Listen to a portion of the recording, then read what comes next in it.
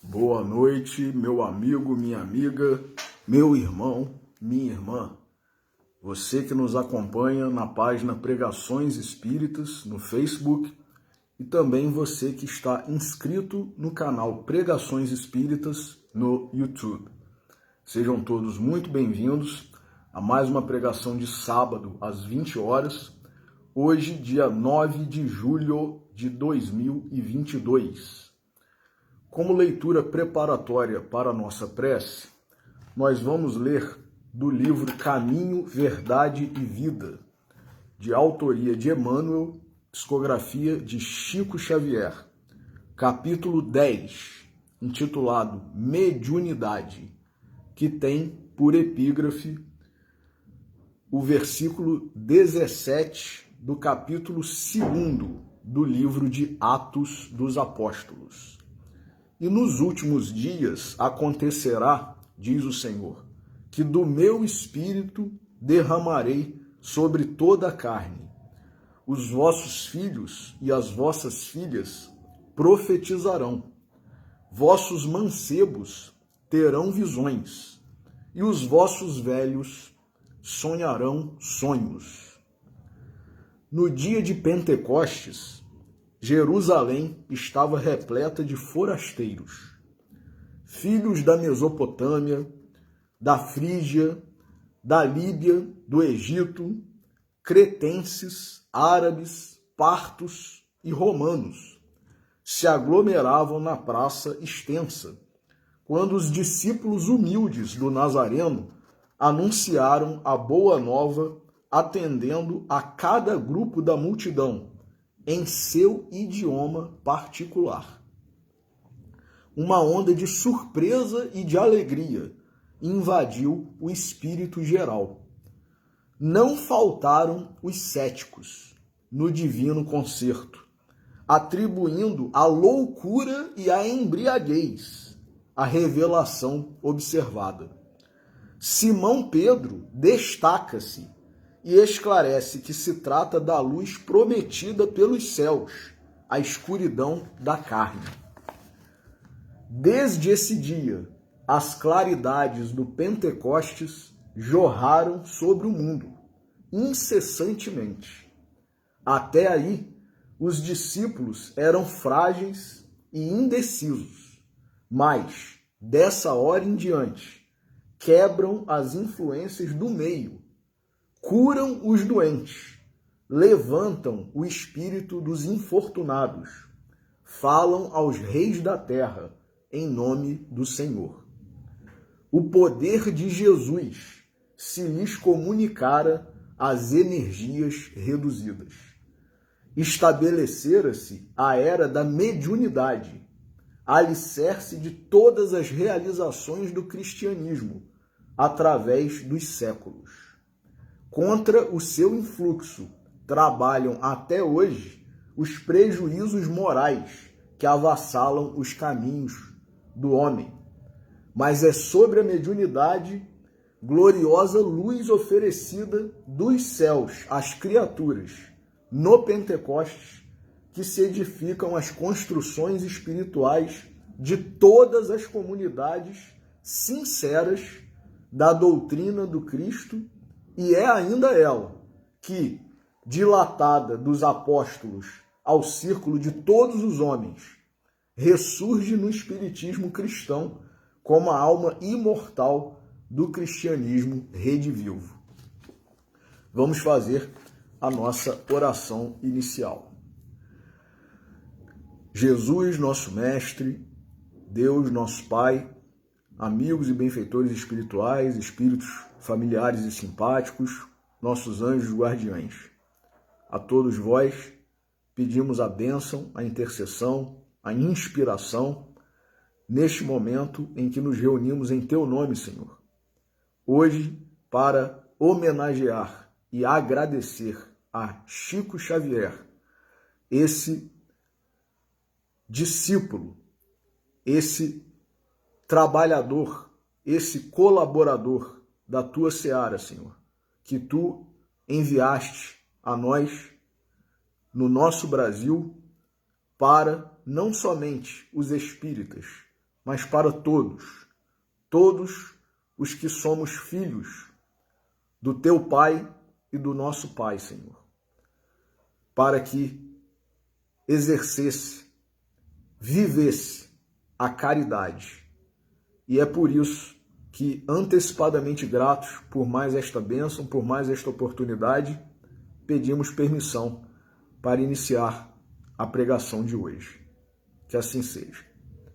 Meus irmãos, hoje é dia 9 de julho de 2022 e ontem, dia 8 de julho de 2022, completaram-se 95 anos do mandato mediúnico de Chico Xavier, que se iniciou no dia 8 de julho de 1927, conforme relatos que há em livros, biografias de Chico Xavier. Nós não poderíamos olvidar esse assunto, esse personagem, esse vulto, não somente do espiritismo, mas do cristianismo, porque Chico Xavier, não por acaso, foi eleito aqui no Brasil como o maior brasileiro de todos os tempos, num programa promovido, né, pelo canal SBT e pela revista Época, em conjunto, em parceria. Então, concorreu com diversas personalidades muito importantes e de muitos benefícios para o país, para a população brasileira ao longo da história da nossa pátria, mas superou todas essas personalidades, destacando-se sendo eleito como o maior brasileiro de todos os tempos. Por isso, né, é considerado, né, talvez o maior médium de todos os tempos e, no aspecto da psicografia, com certeza é o maior médium que já existiu.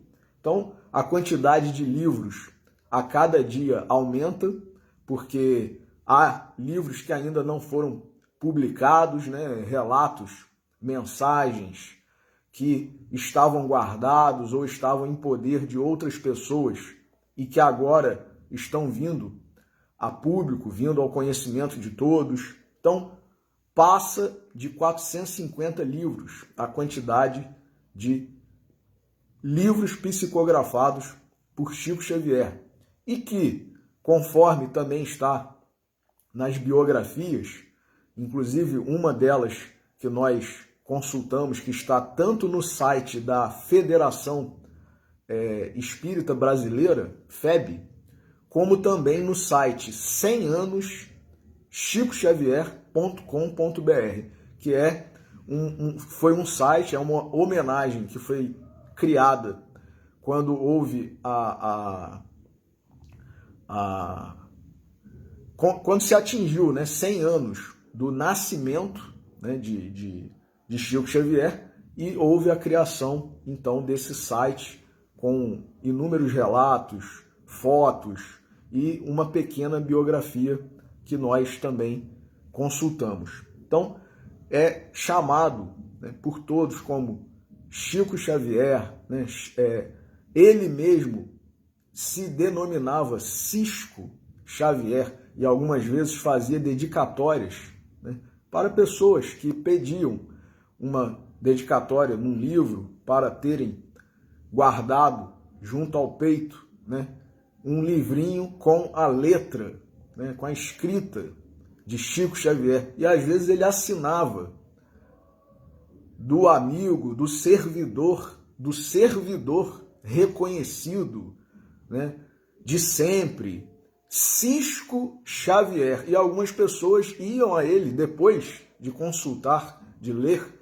a dedicatória: Chico, você errou aqui, você colocou sem querer Cisco Xavier. E ele, como nós conhecemos em diversos relatos dos livros, por exemplo, de Carlos Bacelli e outros, né, ele com a sua simplicidade, com a sua espontaneidade, com a sua franqueza, ele dizia: não, meu filho ou minha filha, né? Eu não errei, não, é porque eu sou um cisco mesmo. Então, quer dizer, um médium da potência mediúnica e da grandeza espiritual de Chico Xavier fazer isso é só realmente para uma alma muito grande, muito adiantada e muito diferente de nós outros, né? Porque, como diz Allan Kardec em O Livro dos Médiuns, item 159, né? Hoje nós vamos falar de Chico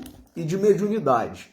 Então, por que eu falei que Chico é diferenciado de nós outros? Porque, segundo Allan Kardec, no item 159 de O Livro dos Médiuns, todo aquele que sente num grau qualquer a influência dos espíritos é, por esse fato, médium. Então, quer dizer, todos nós somos médiums. E aí Kardec ainda continua. Essa faculdade, a mediunidade, é inerente ao homem. Então, é uma faculdade inerente, natural. Todos nós temos. Não constitui, portanto, um privilégio exclusivo. Por isso mesmo, raras são as pessoas que dela não possuam alguns rudimentos. Pode, pois, dizer-se que todos são, mais ou menos, médiums. Todavia, usualmente, assim só se qualificam aqueles em quem a faculdade mediúnica se mostra bem caracterizada e se traduz por efeitos patentes, de certa intensidade, o que então depende de uma organização mais ou menos sensitiva. Nós, por não conhecermos muitas vezes que todos nós somos médiums, né, por não sabermos que é uma faculdade inerente ao ser humano, nós atribuímos somente essa qualidade, essa condição, essa faculdade às pessoas que têm uma mediunidade mais desenvolvida, digamos assim, mais evidente, que é exatamente o que Allan Kardec está dizendo aqui. É de notar-se, além disso, que essa faculdade não se revela da mesma maneira em todos. Então, todos somos médiuns, em maior ou menor grau, né? Porém, nem todos temos o mesmo tipo de mediunidade. Geralmente, diz Allan Kardec, os médiuns têm uma aptidão especial para os fenômenos desta ou daquela ordem, donde resulta que formam tantas variedades quantas são as espécies de manifestações. As principais são, e aí Kardec enumera as principais manifestações e, por isso, os principais tipos de mediunidade, que são a dos médiuns de efeitos físicos, como, por exemplo, Peixotinho, a dos médiuns sensitivos, e aí tem uma infinidade, né? Um sem número, porque todo mundo na sua família tem algum parente ou a própria pessoa é sensitiva, sente a presença de um espírito, a energia, né? Então, é o médium sensitivo.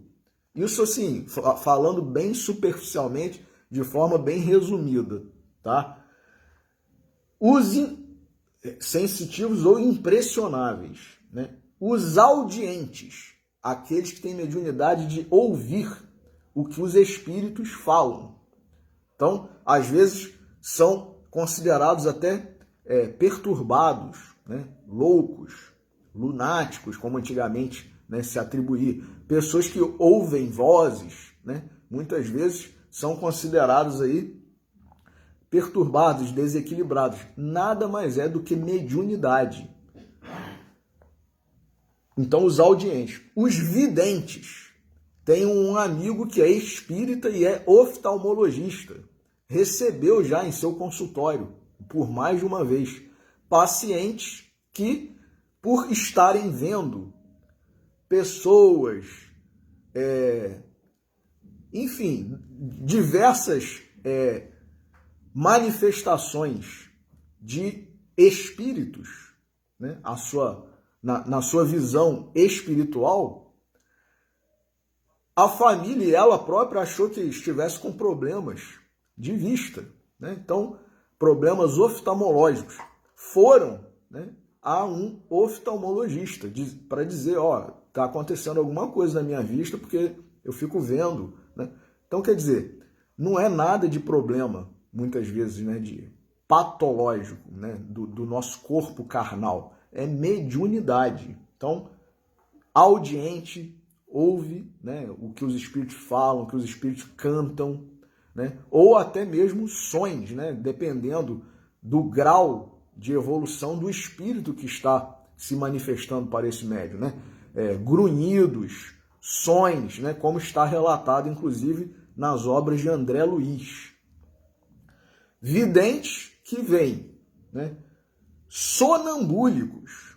Inclusive, há até no livro dos médiuns um relato muito interessante, né, de um médium que era um rapaz de pouca instrução, pouca cultura, e quando ele entrava em transe mediúnico durante um sonambulismo, ele adquiria conhecimento, capacidade, adquiria não, na verdade ele acessava, né, porque ele já tinha isso de outras encarnações, porém na encarnação atual isso estava em estado dormente, né, latente, era um arquivo que ele não estava acessível. Ele conseguia, no momento do sonambulismo, acessar esses arquivos e se transformava numa espécie de médico que conseguia diagnosticar doenças, né? Mas na hora de prescrever um medicamento, durante o próprio sonambulismo, ele precisava da ajuda do que ele chamava de um amigo, um anjo, né? Protetor, que era quem tinha a capacidade maior do que a dele em termos medicinais e que aí sim dizia para ele, em pleno transe mediúnico durante o sonambulismo, qual era o medicamento que ele tinha que prescrever. Então, fantástico, né? E embora a gente esteja falando bem rapidamente, apenas, né, citando alguns exemplos, alguns casos, leiam o Livro dos Médiuns, meus irmãos. Livro interessantíssimo, algumas vezes desprezado por nós mesmos, espíritas, mas que tem verdadeiras... É um verdadeiro tratado de mediunidade. Não por à toa Kardec entendeu importante e necessário para todos que somos médiuns e, principalmente, para nós espíritas. Então, sonambulos, curadores, né? Médiuns que têm um magnetismo que é próprio e que, lógico, tem a influência, tem a participação dos espíritos bons, dos espíritos que querem nos ajudar, querem nos curar. Então, é um tipo de mediunidade também. E, inclusive, ele esclarece, porque o próprio Kardec, na sua didática, no seu bom senso, ele elabora algumas perguntas aqui no Livro dos Médiuns. E grandes espíritos que participaram da codificação respondem também no Livro dos Médiuns algumas perguntas, inclusive sobre essa questão. O médium curador, ele não seria apenas um magnetizador, alguém dotado de magnetismo, né? Ele é sim um magnetizador, mas ele é não somente um magnetizador, porque ainda que ele não acredite até que há a intervenção de espíritos, ainda que ele não a conheça, né? Se ele conhecer e não acreditar, e se ele não conhecer, também há a participação de espíritos. E quando ele conhece, né, dizem os espíritos, e esclarece Kardec, aí o fenômeno, a potência, a mediunidade se desenvolve cada vez mais, porque aí ele canaliza as forças mentais, né, as forças magnéticas dele para o bem, para ajudar. Então, é também um tipo maravilhoso de mediunidade, embora nós tenhamos relatos aí, infelizmente, né, mas isso é do nosso nível espiritual, né, de habitantes de planeta de provas e expiações, pessoas que usaram mal a mediunidade curativa, né, se desviaram e, enfim, isso é do ser humano habitante do planeta de provas e expiações, e não da doutrina, da mediunidade, da faculdade, né? Então a gente não pode confundir, né, e querer generalizar, porque o erro está em cada um de nós e não no fenômeno, na mediunidade, na faculdade, né, e nem muito menos na doutrina. Pneumatógrafos, né, é um termo que não é muitas vezes reconhecido, mas que é o que se chama também de escrita direta. Também depende, né, do fluido, do médium, né, do ectoplasma, do magnetismo, mas, né, é o tipo de mediunidade que proporciona a escrita direta, sem a intervenção do médium, diretamente com a sua mão, seja através da psicografia, que é o próximo aqui, né, os escreventes ou psicógrafos, que tem o mecânico, tem o semi-mecânico, o intuitivo, né? A pneumatografia ou escrita direta, o médium, né? Mesmo que o inconsciente, né? o mecânico, não saiba o que está escrevendo, e muitas vezes seja o próprio espírito comunicante que está a movimentar a mão dele, na escrita direta não acontece isso. Coloca-se um lápis ou uma folha dentro de uma gaveta, né, num ambiente, lógico, preparado, né, com orações, com hinos, músicas que sejam de energia, né, de vibração elevada, leituras, né, de trechos do Novo Testamento ou de livros que são os livros da doutrina, Evangelho segundo o Espiritismo, ou algum livro do próprio Emmanuel, e depois de algum tempo surge no papel uma mensagem sem que ninguém tenha segurado o lápis e movimentado a sua mão sobre a folha. Então, muito interessante, né? Esses são os tipos mais comuns, digamos assim, segundo Allan Kardec. Tipos mais comuns de mediunidade e de fenômeno mediúnico.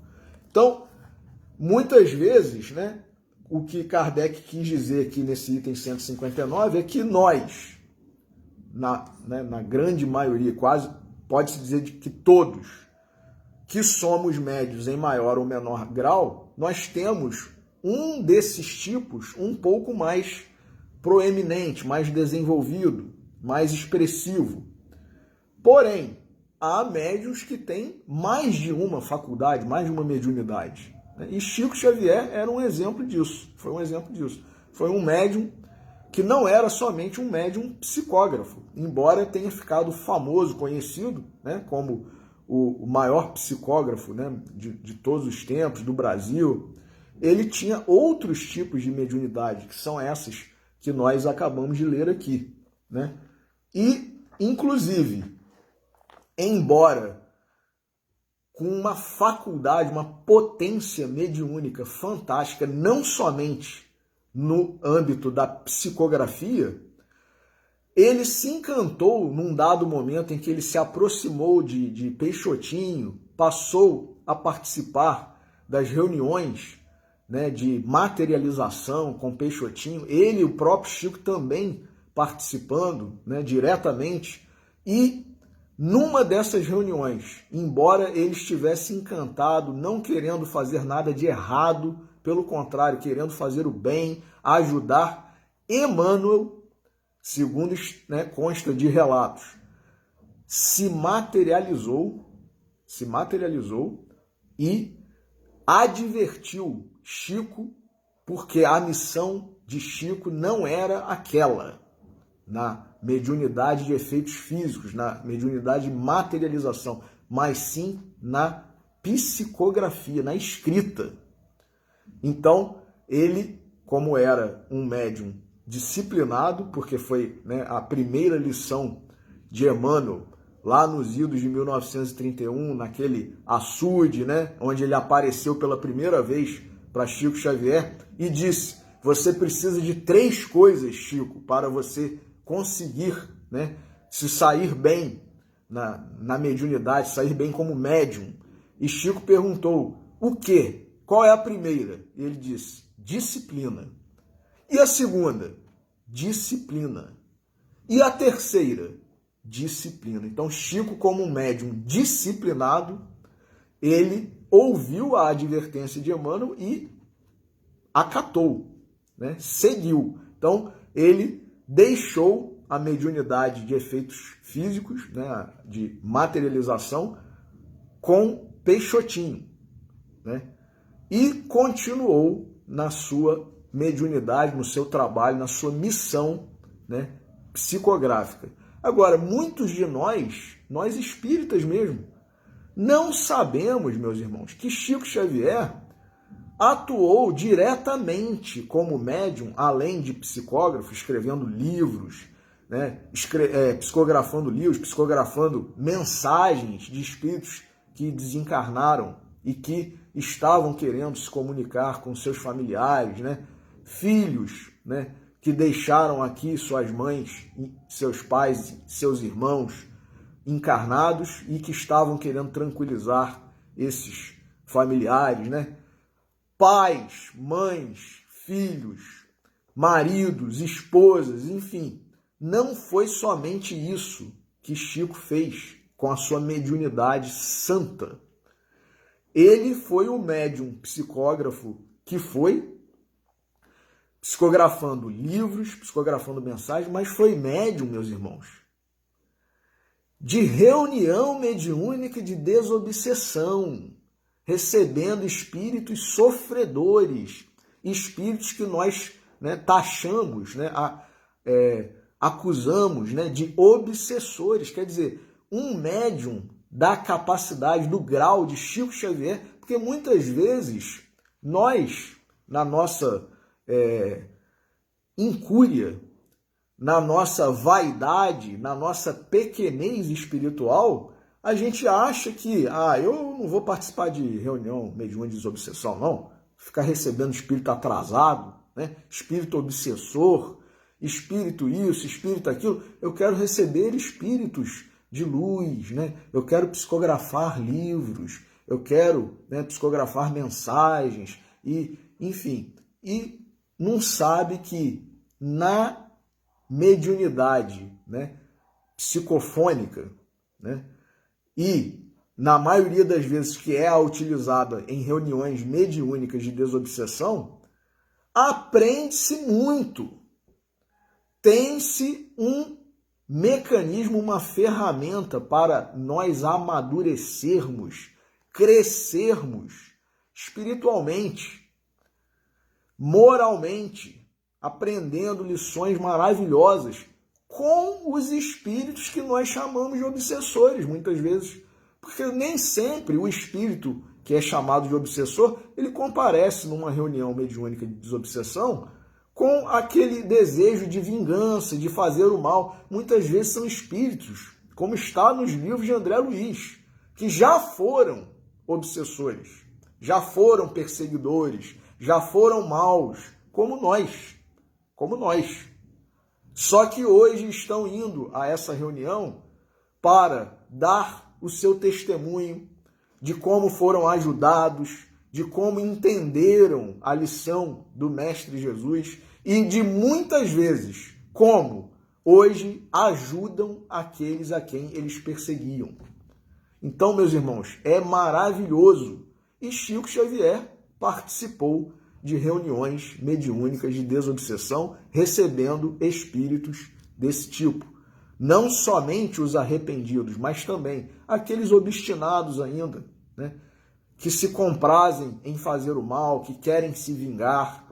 Chico emprestou, né, o seu veículo, né, o seu corpo de carne, para que esses espíritos se manifestassem em reuniões mediúnicas de desobsessão. Então, a lição, o exemplo de Chico Xavier não é somente esse médium maravilhoso, caridoso, discípulo de Jesus, que consolou, esclareceu, ajudou muita gente encarnada, né?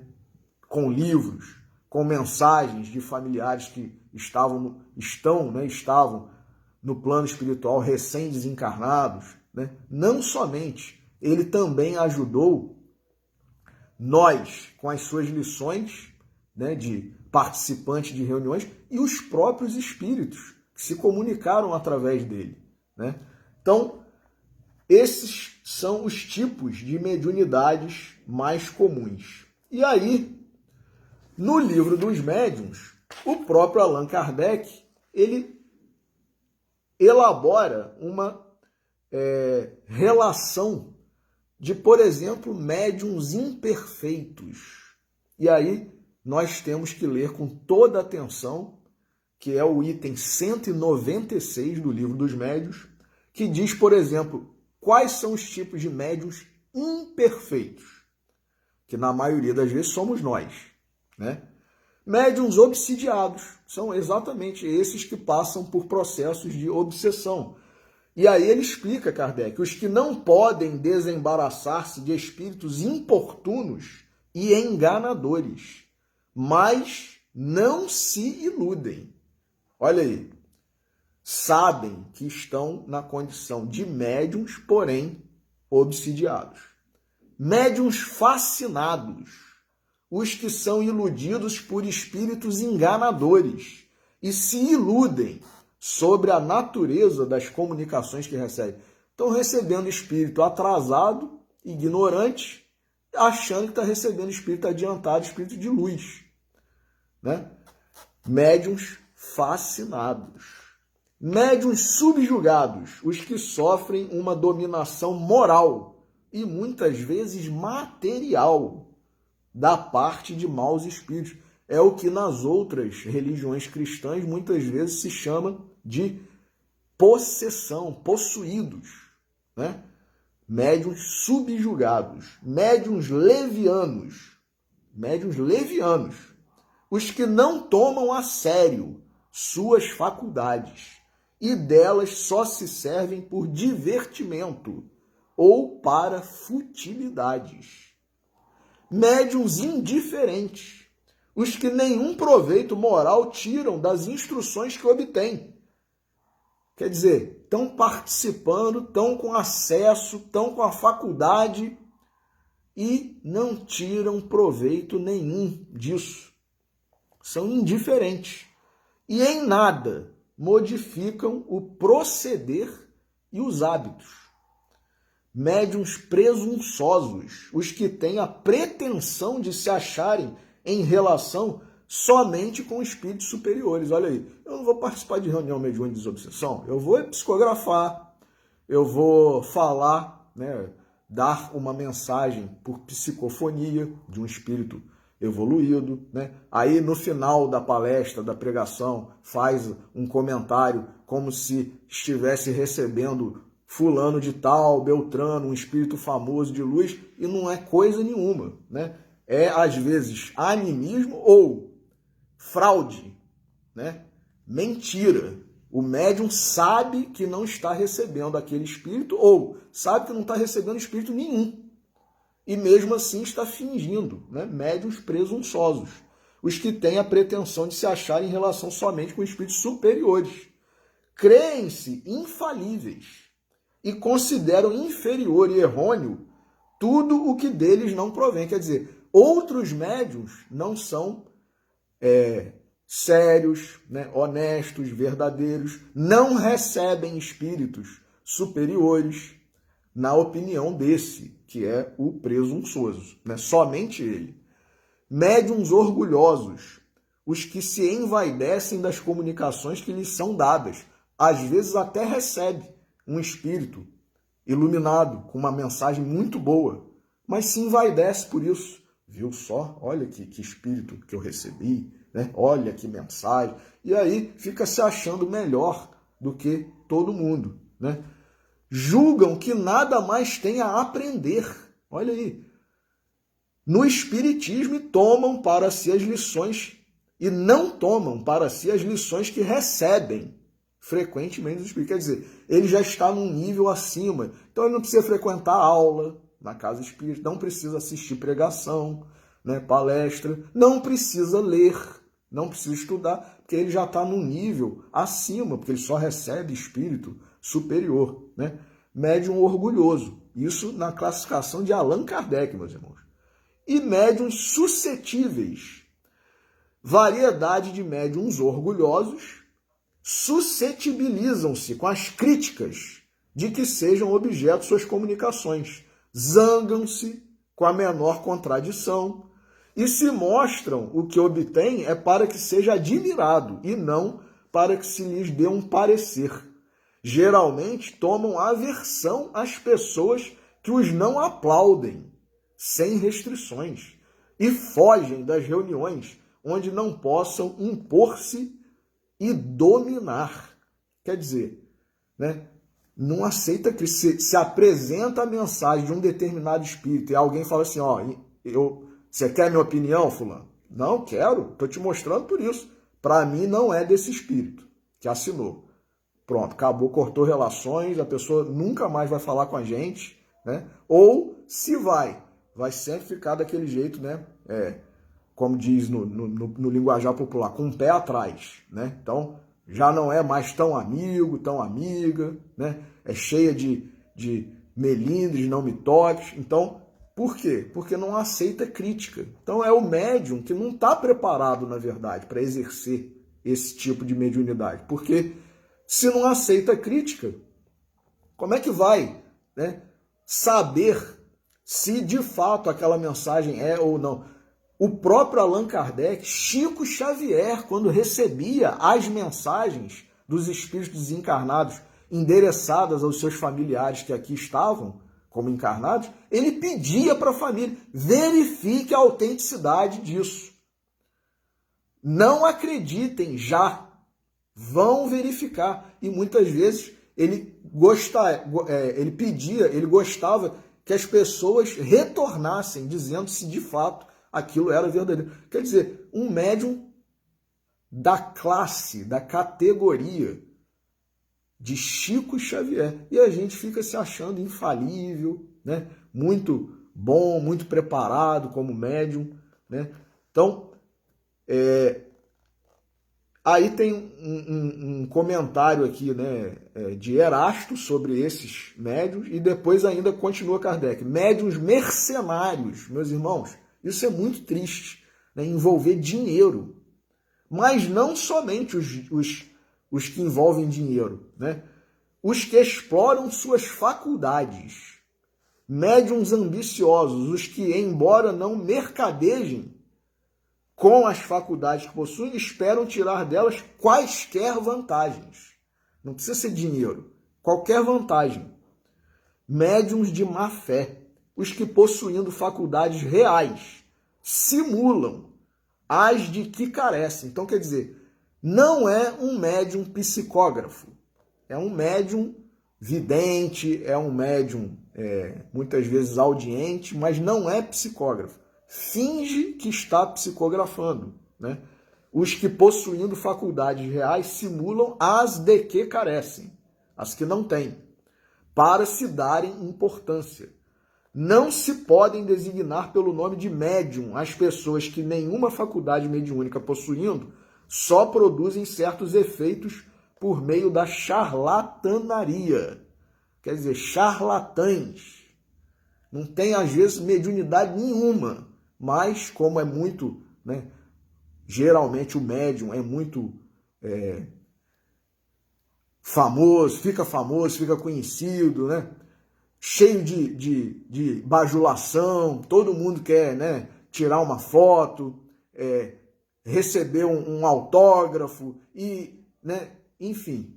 Então, eu também quero, né? Eu também quero. Então, os médiuns de má fé, né, são esses. Médiuns egoístas, os que somente no seu interesse pessoal se servem de suas faculdades e guardam para si as comunicações que recebem. Médiuns invejosos, os que se mostram despeitados com o maior apreço dispensado a outros médiuns, que lhes são superiores.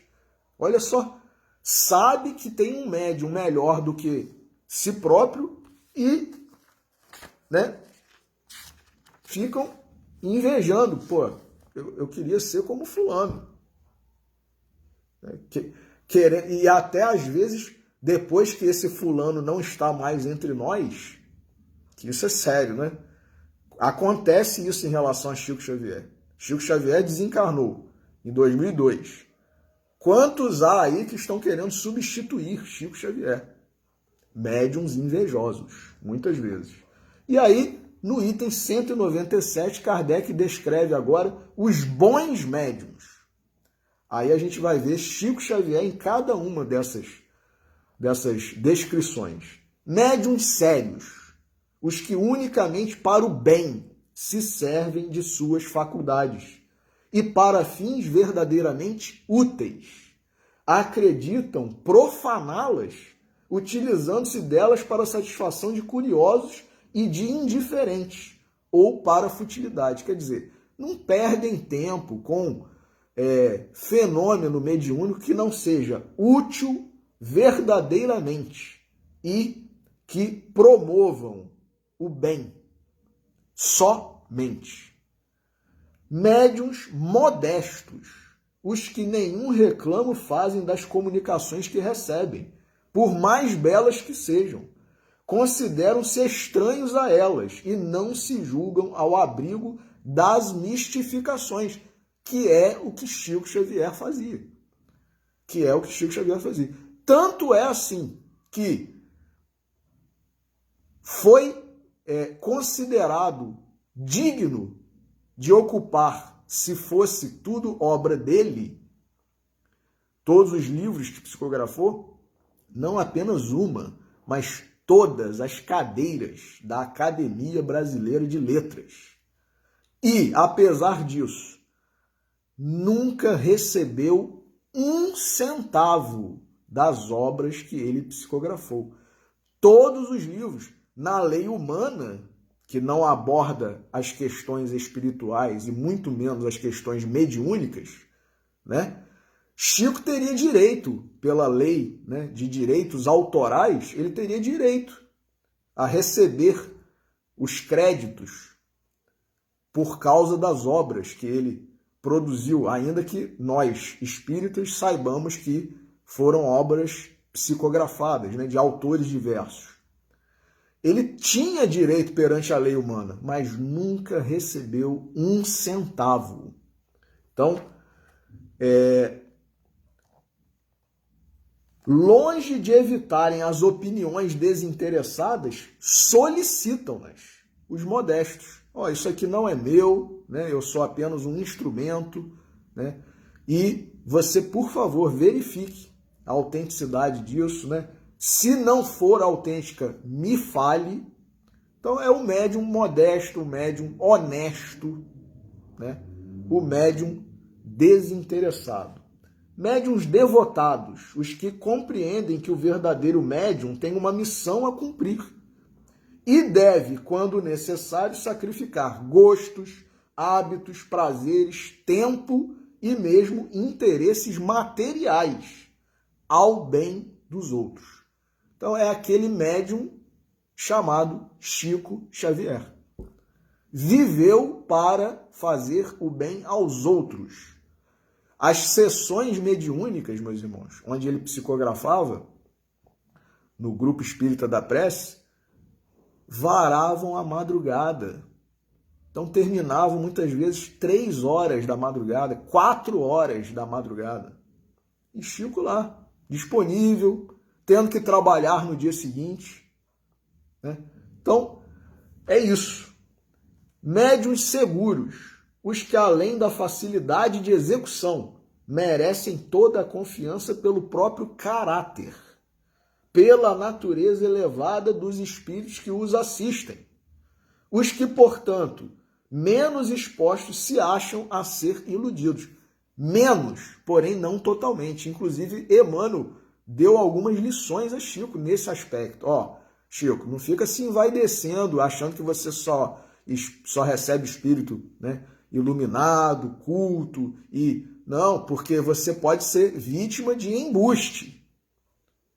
Então, Emmanuel, de vez em quando, né, chamava a atenção. de Chico, né? Veremos mais tarde que esta segurança de modo algum depende dos nomes mais ou menos respeitáveis com que os espíritos se manifestem. E aí tem uma mensagem aqui de Erasto comentando isso. É incontestável, bem o sentis, que epilogando assim as qualidades e os defeitos dos médiuns, isto suscitará contrariedades e até animosidade de alguns. Mas que importa? A mediunidade se espalha cada vez mais e o médium que levasse a mal estas reflexões, apenas uma coisa provaria, que não é bom médium. Isto é, que tem a assisti-lo espíritos maus. Quem está dizendo isso, meus irmãos, é Erasto. Então, se a gente lê um livro como esse, o Livro dos Médiuns, e fica já todo melindrado, vestindo carapuças, né? E não aceitando a condição de médiuns imperfeitos que nós somos, o que o Erasto está dizendo aqui? Só uma coisa isso prova, que nós não somos bons médiuns. Ao demais, como já eu disse, tudo isso será passageiro e os maus médiuns, os que abusam ou usam mal das suas faculdades, experimentarão tristes consequências, conforme já se tem dado com alguns. Aprenderão à sua custa o que resulta de aplicarem no interesse de suas paixões terrenas um dom que Deus lhes outorga unicamente para o adiantamento moral deles. Olha aí, a mediunidade é uma ferramenta maravilhosa para o nosso adiantamento moral. E é o único objetivo, o único propósito de nós termos essa faculdade. Se os não puderdes reconduzir ao bom caminho, lamentai-os, porquanto posso dizê-lo, Deus os reprova. Erasto. Então, meus irmãos, só para terminar aqui, no capítulo 18 do Livro dos Médiuns, tem aqui um capítulo inteiro sobre os inconvenientes e perigos da mediunidade. Então, isso é coisa séria, não é para se fazer de qualquer jeito, né? Nem com qualquer pessoa, em qualquer casa que se diga espírita, ou em qualquer reunião que se diga reunião mediúnica. A gente tem que levar a sério, né? Então, por isso, André Luiz, no livro Conduta Espírita, dedicou 2 capítulos sobre a conduta espírita do médium e a conduta espírita perante a mediunidade, que são o capítulo 4, Conduta Espírita do Médium, e o capítulo 27, Conduta Espírita perante a mediunidade. Então, eu não vou ler os capítulos inteiros, mas, por exemplo, Conduta Espírita do Médium. Esquivar-se a suposição de que detém responsabilidades ou missões de avultada transcendência, reconhecendo-se humilde portador de tarefas comuns, conquanto graves e importantes, como as de qualquer outra pessoa. O seareiro do Cristo é sempre servo, e servo do amor. Chico Xavier, nas suas dedicatórias. Do sempre servidor reconhecido Cisco Xavier, né? Ainda na Conduta Espírita do Médium, capítulo 4 do livro Conduta Espírita.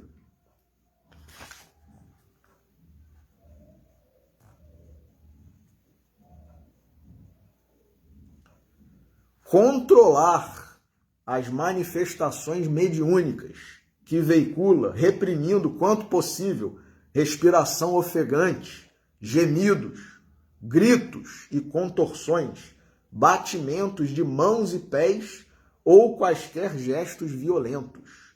O medianeiro será sempre o responsável direto pela mensagem de que se faz portador. Então, quer dizer, o médium que gosta de chamar atenção, muitas vezes, não somente na reunião mediúnica, né? Às vezes gosta de chamar atenção na rua, né? Que existe o fenômeno que o médium não consegue controlar, existe. Quando o médium está desequilibrado, precisando de ajuda, precisando de tratamento espiritual. Agora, o médium que participa de reunião mediúnica e que supostamente está em condições de participar, ele tem que ter, né, educação. Né? Educação. Quem participou de reuniões mediúnicas aí com Rubens Fernandes Carneiro sabe do que eu estou falando. Né? Então a pessoa faz, às vezes, né, gestos, gritos, sons, né, dá, como diz aqui o André Luiz, né, dá tapa na mesa e chuta o companheiro que está em frente a si, a mesa, né? Então, quer dizer, chamando atenção, né? Desequilibrando, desestabilizando a reunião, quando nada disso é necessário, né? Então,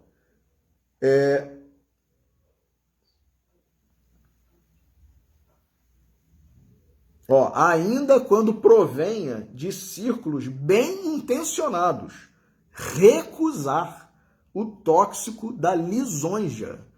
Ah, fulano, você é demais, você é maravilhoso, você com essa mediunidade e tal.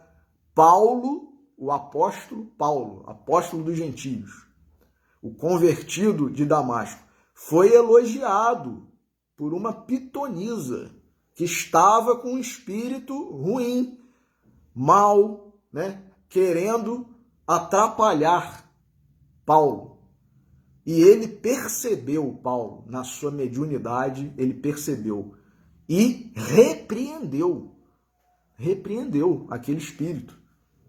E em tese, para quem não era médium suficientemente desenvolvido, a moça, a mulher, estava apenas fazendo um elogio. E quem lê em Atos dos Apóstolos essa passagem vai dizer assim, puxa vida, mas Paulo foi até sem educação, né? Foi grosseiro. Não foi, não. Aqui André Luiz está dizendo, até quando provenha de círculos bem intencionados, recusar o tóxico da lisonja. No rastro do orgulho, diz André Luiz, segue a ruína. Então, quer dizer, se portar não como se fosse alguém especial, diferente, né? Acima dos demais. Pelo contrário, na maioria das vezes, quando nós não somos um médium como um Chico Xavier, um Peixotinho, que tem grandes missões, a maioria de nós outros, né, que tem algum tipo de mediunidade, né, que participa ou não de uma reunião mediúnica, a gente não tem que se envaidecer de nada. A gente está com mediunidade aqui para poder se adiantar. Deus, na sua misericórdia, está concedendo essa ferramenta para que nós cresçamos. E a gente faz o contrário, né? Então, depois no capítulo 27 também, André Luiz, né? Conduta espírita perante a mediunidade.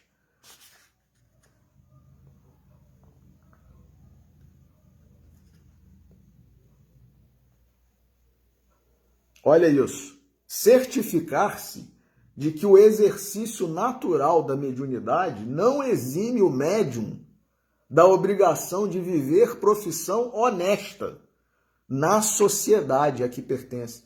Então, não misturar, né, mediunidade com paga, com remuneração. Não tem que receber absolutamente nada, nem presente, que é o que Chico Xavier fez a vida toda. Recebia presentes caros, carro, relógio, joia, fazenda, dinheiro, e na mesma fila em que o doador, né, entregou nas mãos dele uma joia, um relógio caríssimo, dinheiro, vinha em seguida uma pessoa pobre, paupérrima, miserável, e ele ainda, para não constranger nenhum, nem outro, nem o que deu o presente, nem o que a pessoa para a qual ele ia passar logo em seguida. Fulano, que bom que você está aqui hoje. Aquele dinheiro que eu peguei emprestado com você, aqui, Graças a Deus, vou conseguir te pagar. Nem sabia quanto tinha no envelope. Porque nós, muitas vezes, né? Deixa eu ver quanto que tem aqui. Eu vou doar um pouco, mas eu vou ficar com um pouquinho, né? Então, Chico não. Ele passava adiante. Recusou algumas vezes, né, doações, né, que poderiam ter feito ele rico, né, milionário. Então, é isso, né? E continuou com o seu salário, com a sua aposentadoriazinha de aposentado, né, de servidor lá da Fazenda Modelo, Ministério da Agricultura, né? Então, é isso, viver profissão honesta na sociedade a que pertence. Não pode haver assistência digna onde não há dever dignamente cumprido, né? E por aí vai, né? Então, assim, temos muitas lições, né? E para não olvidarmos uma lição maravilhosa sobre mediunidade, e que é a nossa leitura final, inclusive, do livro O Silêncio Foi Quebrado e Outros Escritos, do professor Humberto Vasconcelos, genro de Peixotinho. Capítulo intitulado Mediunismo e Mediunato. Então, aí, diante disso tudo que nós lemos aqui hoje, falamos, a gente tem o retrato do que é a mediunidade e o médium Chico Xavier. Sempre me encantou o comportamento humilde de Pedro nos 2 episódios em que é louvado e repreendido por Jesus, em função de seus arrebatamentos mediúnicos. O primeiro teria ocorrido nos arredores de Cesareia de Filipe. Os apóstolos davam conta dos diversos conceitos que a gente do lugar fazia do Mestre Jesus. Para uns, ele seria João Batista, para outros, Elias, Jeremias ou outro dos profetas. E o Mestre quis saber a opinião dos apóstolos. Tu és o Cristo, o Filho de Deus vivo. Foram as palavras do arrebatado Pedro. E Jesus considerou: bem-aventurado és tu, Simão Barjonas, porque não foram a carne e o sangue que te revelaram estas palavras, mas meu Pai que está nos céus, numa clara alusão à natureza mediúnica do fenômeno. Logo depois, Jesus falava dos dias que haveriam de vir e dos duros testemunhos que lhe seriam exigidos. Pedro, ouvindo as predições do Mestre, pôs-se a defendê-lo, proclamando que ele não merecia aquele destino. Afasta-te de mim, Satanás, porque não compreendes as coisas que são de Deus, mas só as que são dos homens. Os 2 episódios põem em evidência a missão do médium, humilde e anônima. Médium não é autor, proclamam os espíritos.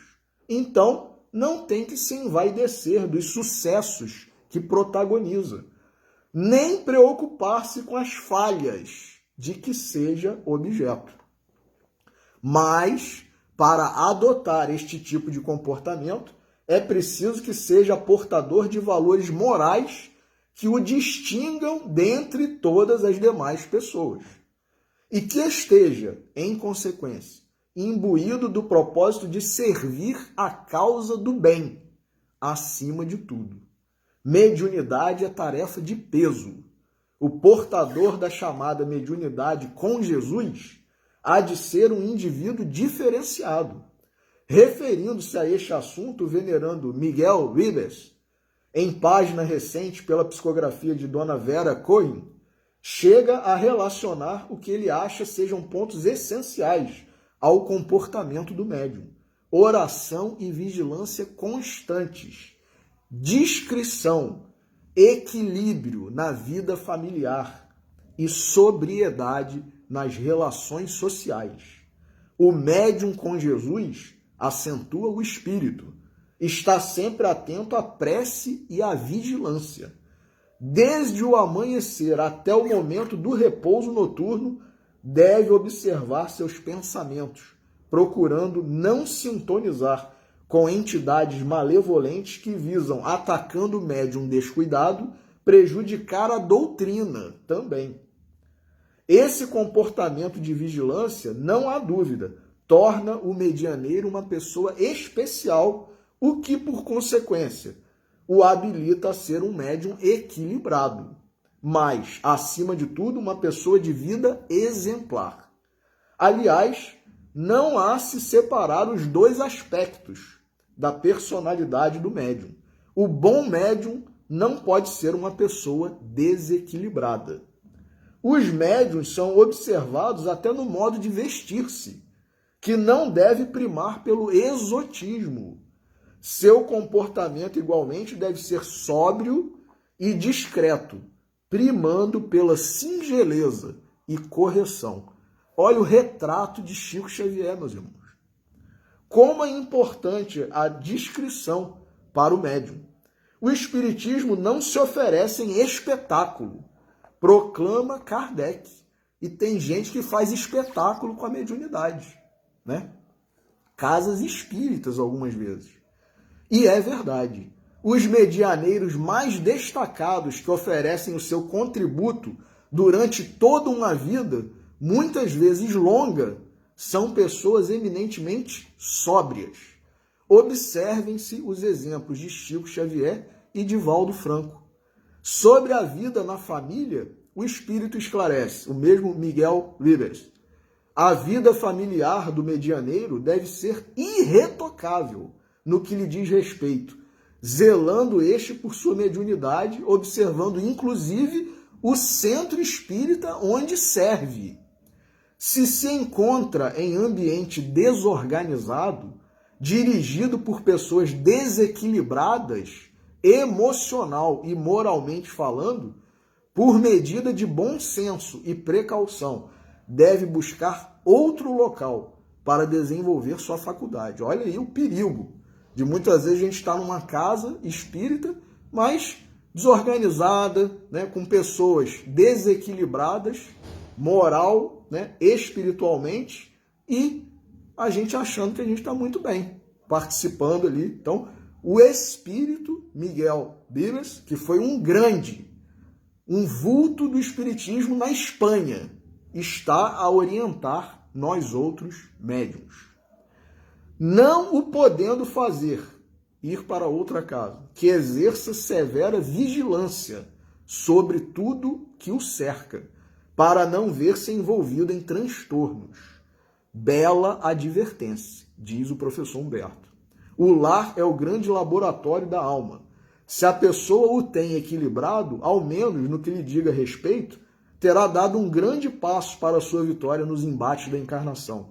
Se isso se exige das pessoas em geral, mais se exigirá daquele que desenvolve tarefas mediúnicas. Por fim, o Espírito adverte sobre vida social, declarando literalmente que a vida social convencional não deve fazer parte da rotina do médium. Que pretende com isso o Espírito? Pretende simplesmente declarar a inadequação entre aquilo que se tem como vida social convencional e as tarefas mediúnicas. Não induz o médium a uma vida solitária, nem poderia fazê-lo, mas adverte para os perigos de uma convivência em desarmonia com os caracteres essenciais à prática da mediunidade como apoio ao trabalho de benfeitores espirituais. Aquele que quiser vir após mim, tome a sua cruz e siga-me, recomendou o Mestre Jesus. Essas palavras se ajustam a todos os tarefeiros, não somente aos médiuns, mas têm uma adequação perfeita com a mediunidade. Porque dos médiuns se exige, para que se desincumbam de forma correta da sua missão, que se aproxime da humildade de Pedro e do sublime despojamento de Paulo, quando declarou que não mais vivia ele mesmo, mas o Cristo que vivia nele. Enquanto o médium não se dispuser a esse esforço de sublimação, poderemos ter mediunismos, porque estes sempre estiveram presentes na vida dos homens. Mas o verdadeiro mediunato, voltado para os sublimes ideais da caridade cristã, este somente será possível com muita renúncia e humildade. Maravilhoso o texto do professor Humberto Vasconcelos.